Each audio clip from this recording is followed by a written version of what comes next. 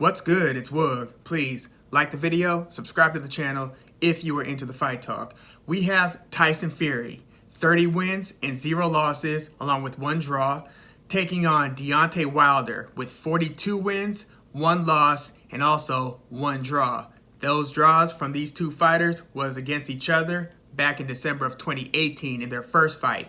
This fight is their trilogy fight, and this is for Tyson Fury's WBC title, which he won off of Deontay Wilder in their rematch. And boy, what a difference one fight makes just in the narrative when we look at different fighters' careers. You know, it wasn't too long ago when we were going into the rematch where the narrative was, well, this is either going to be Tyson Fury in a total schooling but winning via decision, or Deontay Wilder knocking Tyson Fury out, because we saw Tyson Fury win the vast majority of the rounds in their first fight, kind of boxing a back foot style, not too different from how Tyson Fury boxed Vladimir Klitschko when he first won the WBA, the IBF, and the WBO championships off of longtime generational champion Vladimir Klitschko. Which, do you remember that fight when after he outschooled Vladimir Klitschko in a fight that Fury was the big underdog in? I remember Richard Dwyer was the only boxing analyst, online boxing commentator that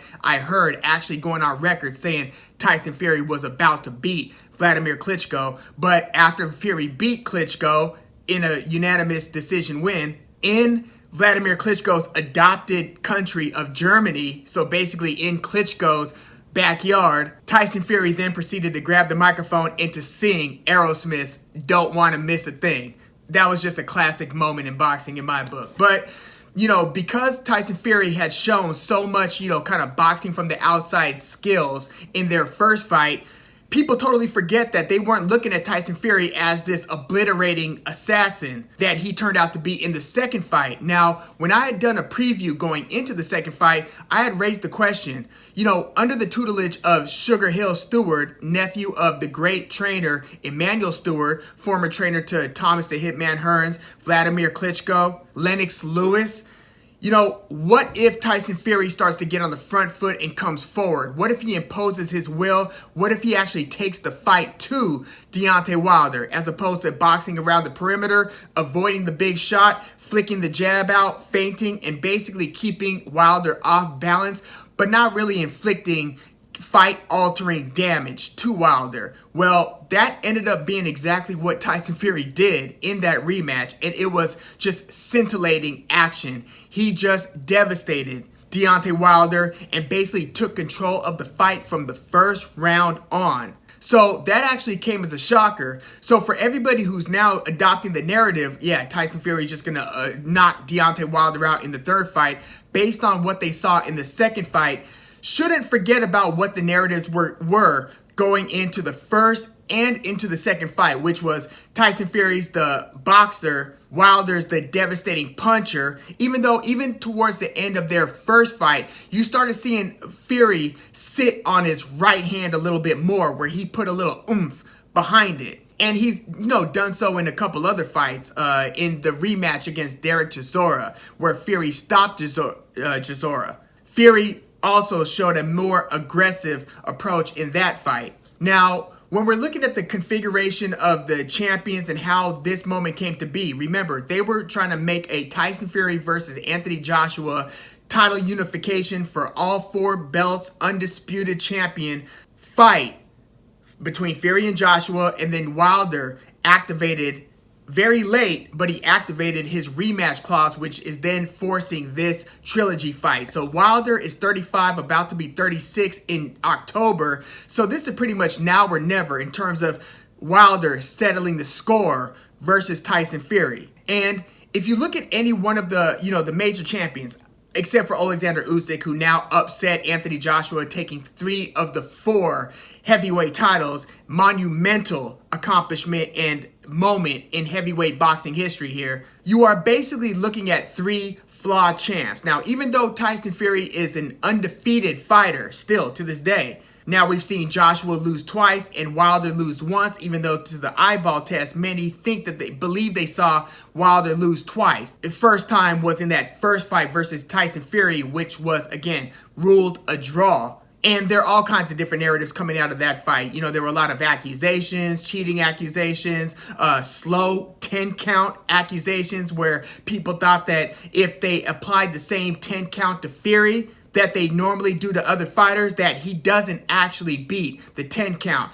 All kinds of different things that we're not going to necessarily get into here, but it was ruled a draw. But yeah, we were working with three flawed champions. And the only flaw that I'm seeing in Tyson Fury is the fact that he, for being a two-time champion, has yet to defend the title once. When he won it the first time against Vladimir Klitschko, he disappeared from the scene for multiple years, blew up in weight, over 350 pounds, was suffering mental health issues, and then eventually made a comeback where he fought Safiri and Pineda, basically two heavyweights that nobody had really heard of before, on his way back to the first showdown against Deontay Wilder. And then between the two fights against Wilder, he had fought Tom Schwartz, who he stopped in the second round, and then Otto Wallin, who went the distance with him, opened up a huge gash over Tyson Fury's eye, which they could have called. It would have been ruled a TKO victory for Otto Wallin because the cut was caused by a punch.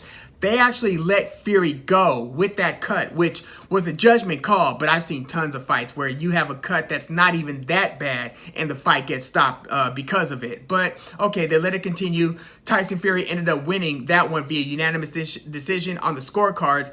But I was saying all this to kind of criticize Tyson Fury's fight schedule just throughout his career. I mean, he has fought a couple good fighters. He fought Derek Chisora twice, who, you know, Chisora is kind of a win some, lose some guy against, you know, upper tier fighters. He's lost a lot, but he gives everybody a run for their money. And then obviously Tyson Fury fought Deontay Wilder twice. Not to mention, you know, winning the titles against an aging but still champion Vladimir Klitschko. But if you wanted to criticize the schedule of Tyson Fury, even pointing at Otto Wallin, who it turns out is a better fighter than advertised, but going into Fury versus Otto Wallin, nobody was looking at that fight like, oh, damn, Fury's about to fight Otto Wallin, you know, the way that they are now with, oh, Dillian Whyte's about to fight Otto Wallin, because it turns out Otto Wallin's a pretty good fighter. But we didn't know that going into Fury versus Otto Wallin. It's almost like if you look at Teofimo Lopez's win over Nakatani, which is aging better over time because it turns out Nakatani himself is a pretty good fighter,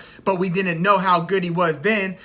Does Tyson Fury get credited with a tough schedule and a respectable opponent by opponent fight schedule because of Otto Wallin? I almost look at that as like, yes, it is a win that's aging well, but when you took the fight, it wasn't any real danger or risk involved based on what we knew about Otto Wallin. Whereas, you know, Deontay Wilder, in my book, has an underrated fight schedule, and he's gotten heavy criticism over the past year and a half, mainly because of how he treated that loss. All of the excuses he was making about the 40-pound outfit costume that he came into the fight with, and then blaming Mark Breland, his trainer, who for, you know, throwing in the towel and basically firing Breland and then accusing him of spiking his, you know, his water in the corner and basically sabotaging Deontay Wilder. That was one of the more jarring things that we boxing fans heard, that it's like, whoa, what's up with you, Deontay? That was kind of it seemed like a very unfair accusation,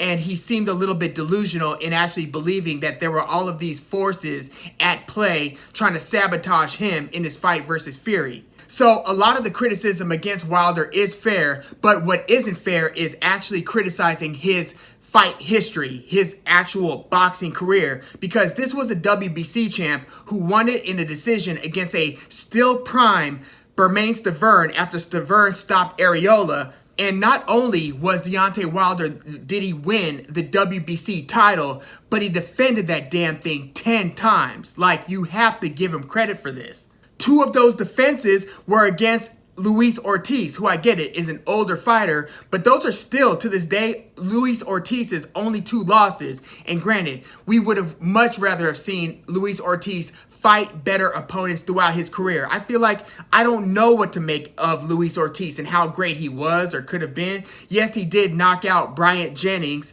a former title contender, but because Luis Ortiz's only two elite opponents, or only one elite opponent who he fought twice, was Deontay Wilder, it's hard to know what exactly to make of Luis Ortiz. But we do know that he's a very dangerous and crafty, skilled heavyweight. Cuban background, devastating puncher, and Wilder stopped Luis Ortiz twice. And those were 2 of his 10 title defenses. So you have to give Wilder some credit for that. Also, he was about to fly out. He did fly out to fight Alexander Povetkin, another very dangerous fighter, but Povetkin tested positive for PEDs, so that fight was canceled. And then the short-term or short notice replacement was Chris Arreola, and then Deontay Wilder ended up stopping Arreola. And then Wilder's, knocked out like the Artur Szpilkas. He beat Gerald Washington, but that Gerald Washington fight,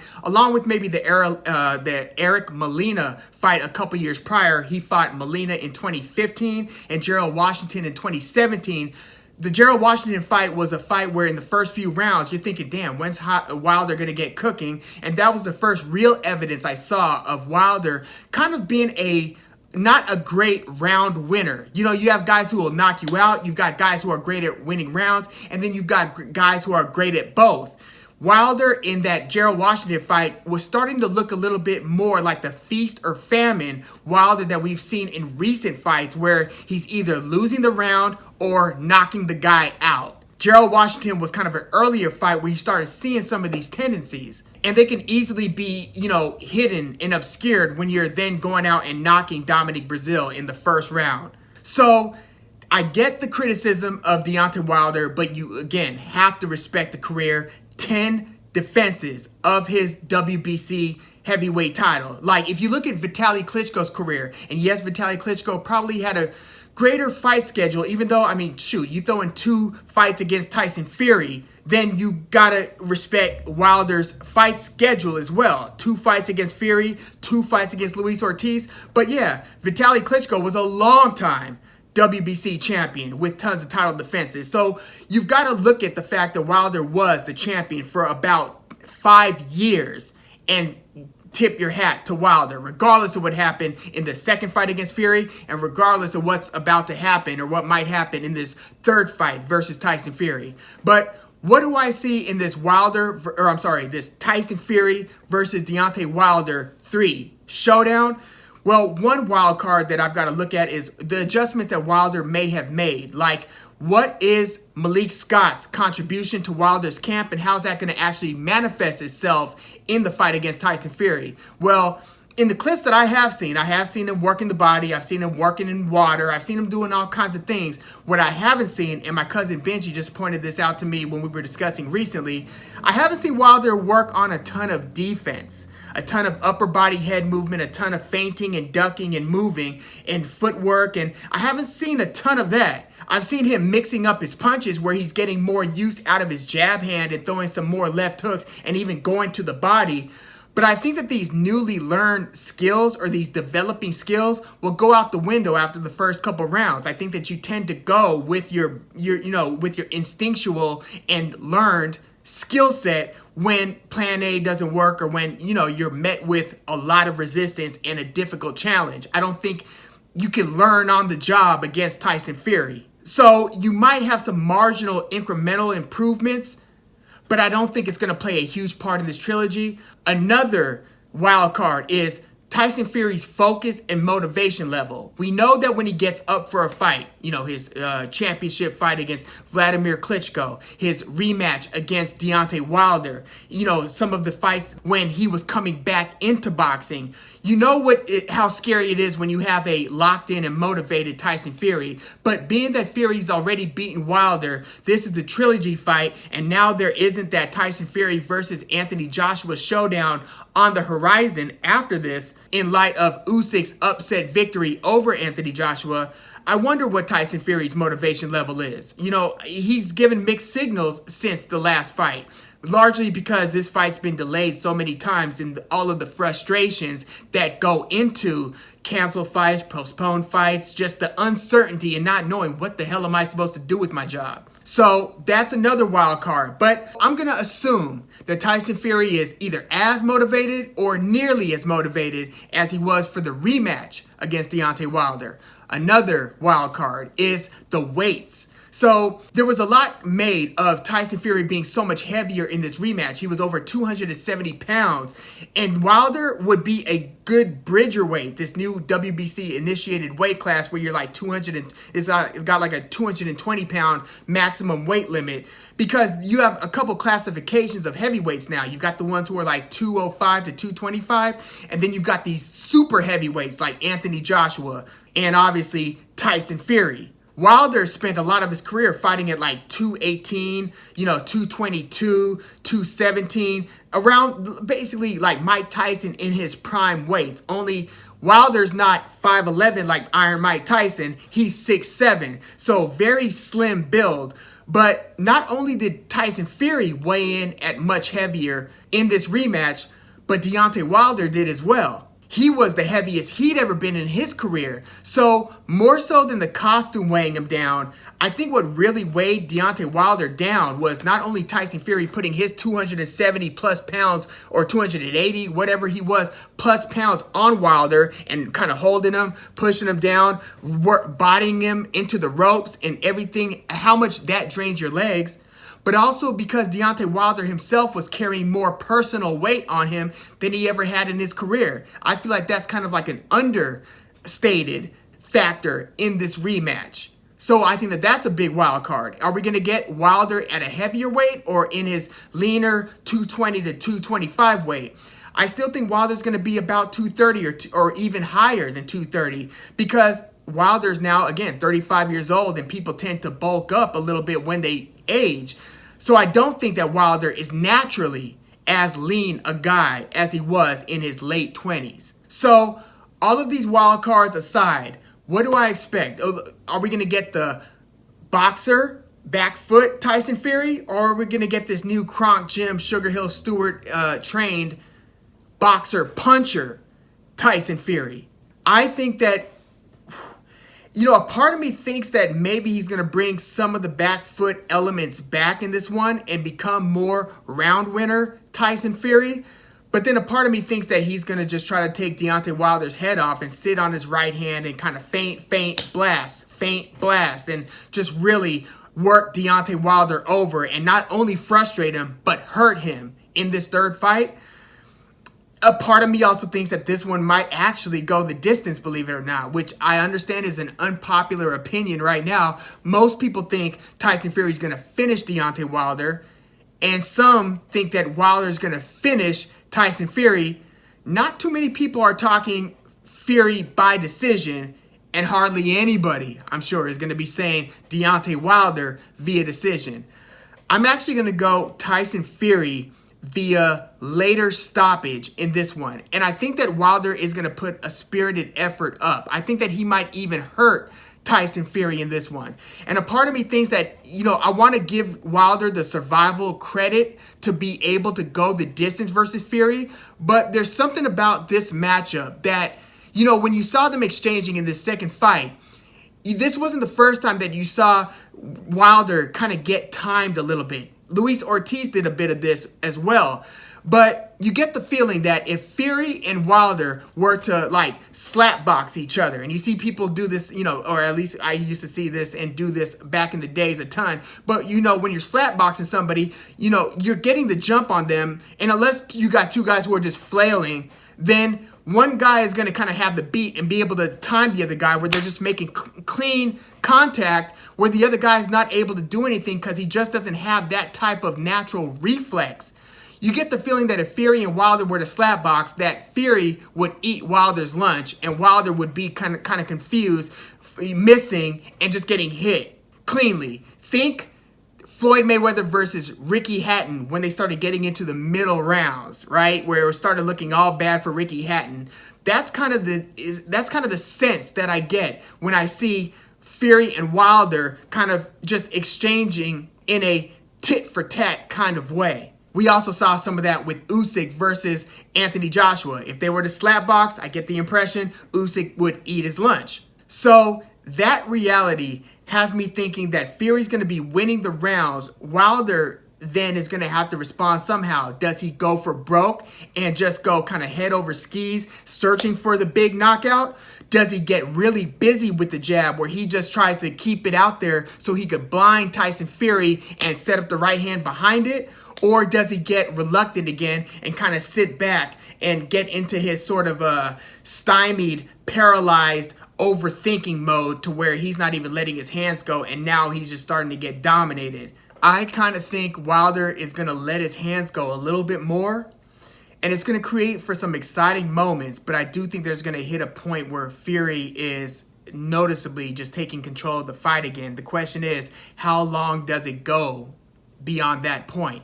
And I do think that as they get into the later rounds and the dominance becomes more apparent at a certain time, and it becomes more apparent that Wilder is going to struggle to try to land that big knockout punch.